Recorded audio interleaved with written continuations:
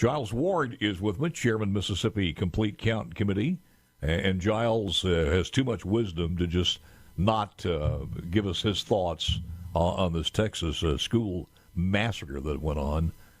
Giles is a former state legislator for a long time. Your thoughts?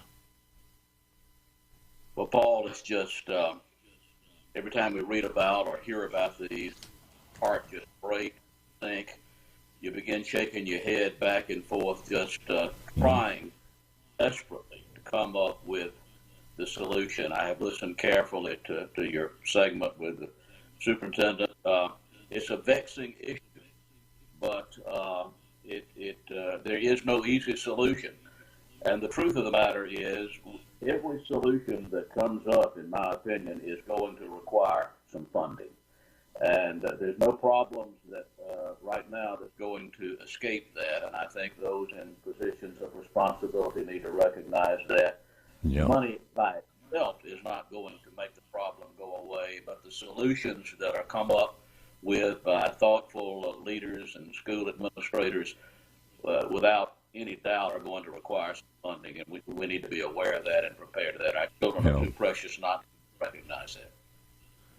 Giles, you know what would be even harder to accomplish than the funding, if that sounds incredible, is the cultural change, the systemic problem we have culturally with a family, mom and dad, who love their kids from day one, from the get-go, and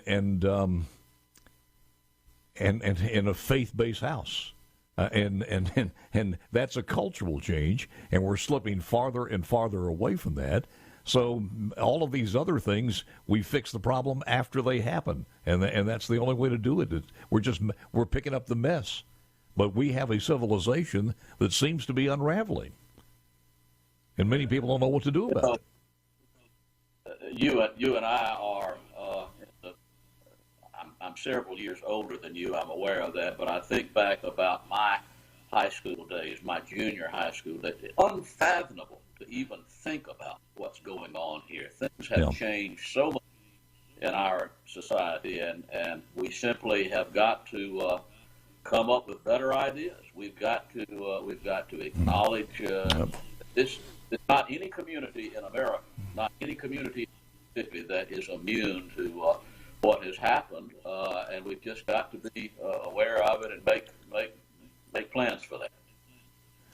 I got to tell you, this idea of taking guns off the streets, and we had a pretty good bust in the Jackson area, took some bad guys off the streets. We'll talk about that later. But just taking the guns from legal citizens indiscriminately is a farce, and it is very, very scary.